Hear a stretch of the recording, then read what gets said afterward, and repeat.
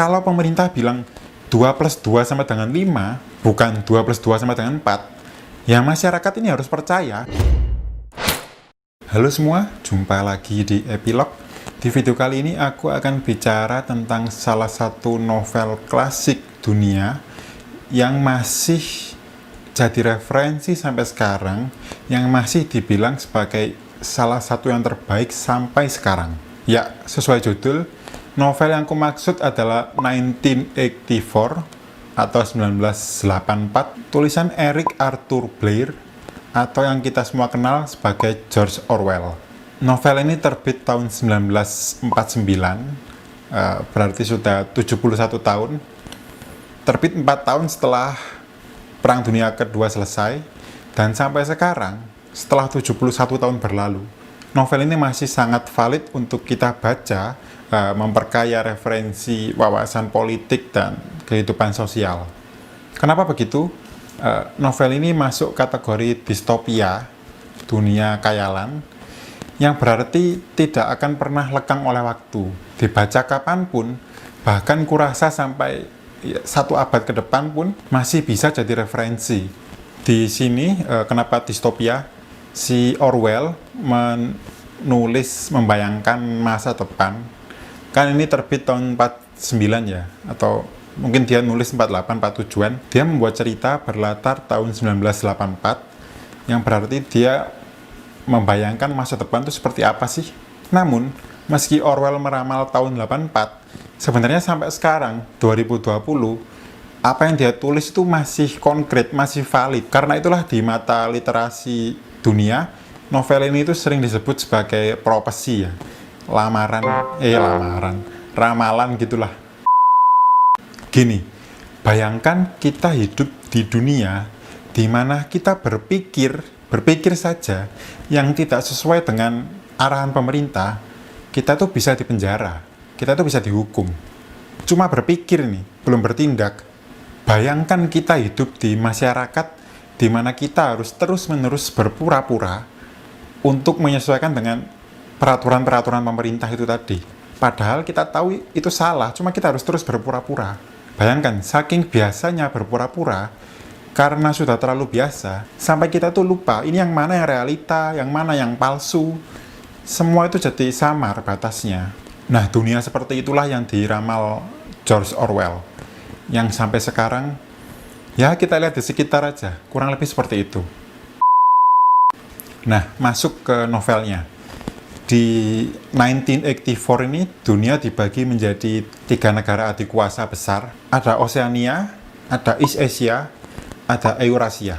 3 negara ini terus-menerus berperang, konstan, tanpa henti, untuk saling menguasai satu sama lain.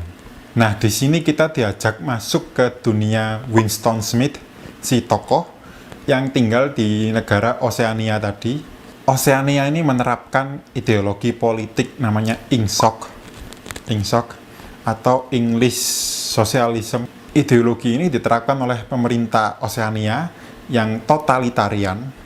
Dalam artian mereka itu mengatur semuanya, menuntut kepatuhan moral, mental, dan fisik rakyatnya. Jadi istilahnya, semua yang tinggal di Oseania ini ya semacam robot gitu. Mereka tidak boleh berpikir, mereka tidak bebas, bahkan mereka harus mengikuti setiap peraturan pemerintah. Nah, di Oseania ini ada satu pemimpin yang disebut Big Brother. Nggak ada yang tahu wajahnya seperti apa, tapi dialah yang memimpin dan mengatur sistem politik di negara ini. Oseania punya satu slogan yang kuat, powerful. War is peace, freedom is slavery, ignorance is strength. Pokoknya setiap warga di situ harus mengikuti apa kata partai. Berpikir di luar itu pun tidak boleh. Jadi ada polisi namanya Tingpol atau Talk Police. Berpikir di luar nilai-nilai dan ketentuan pemerintah, kita tuh bisa ketahuan dan bisa dipenjara, bisa dihukum. Nah, kembali ke karakter si Winston. Dia ini bekerja di Ministry of Truth, bagian berita dan propaganda, yang pekerjaannya adalah menciptakan berita untuk membentuk opini dan cara berpikir masyarakat sesuai dengan visi partai. Nah, sadar kan? Ini mirip-mirip dengan yang sekarang kita alami di Indonesia, kurang lebih seperti itu. Nah, novel ini sevisioner itu. Bekerja di media, membuat berita, tujuannya menggiring opini untuk sesuai dengan visi partai. Bahkan saking otoriternya itu, mereka itu menciptakan bahasa baru, di sini namanya newspeak.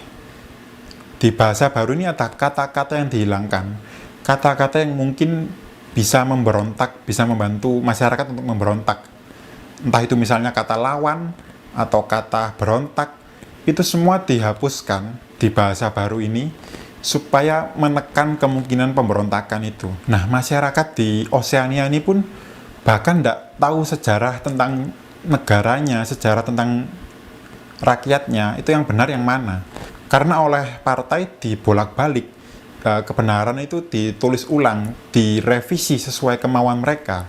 Akhirnya realitas menjadi kabur. Masyarakat tidak tahu mana yang benar, mana yang salah, mana yang nyata, mana yang bohong. Ya mereka hidup seperti seonggok daging tanpa pikiran, tanpa hati. Bahkan saking powerfulnya pemerintah di Oseania ini, kalau pemerintah bilang 2+2 sama dengan 5, bukan 2+2 sama dengan 4, ya masyarakat ini harus percaya bahwa 2+2 sama dengan 5. Aku tahu betul, mungkin anak muda malas bicara politik, malas mendengar politik. Aku pun demikian dulu, tapi seenggaknya bacalah novel ini, cuma 300-an halaman. Ini penting untuk menjadi bekal kita untuk melihat fenomena politik di sini, supaya kita tuh nggak mudah dipengaruhi, nggak mudah ditipu. Nah, si Winston tadi ceritanya, kan awalnya dia patuh betul. Dia nulis berita propaganda, dia mau dan sebagainya. Sampai akhirnya dia tiba di satu titik, merasa muak dengan kekuatan pemerintah, dia mencoba melawan. Nah, di sini dia bertemu dengan perempuan namanya Julia, dan dia jatuh cinta lah istilahnya ya. Tapi, di negara ini, jatuh cinta itu pun tidak boleh. Manusia beranak pinak itu hanya untuk memenuhi kewajiban pemerintah. Bayangkan, sekuat itu. Winston pun akhirnya ditangkap oleh Ting Pol tadi.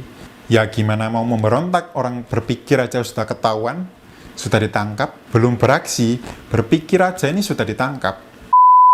Kurang lebih begitu soal 1984, karya klasik yang sampai sekarang masih relevan, masih bisa jadi referensi. Aku sarankan banget teman-teman yang masih muda, khususnya mahasiswa, cobalah baca buku ini. Cuma 300-an halaman.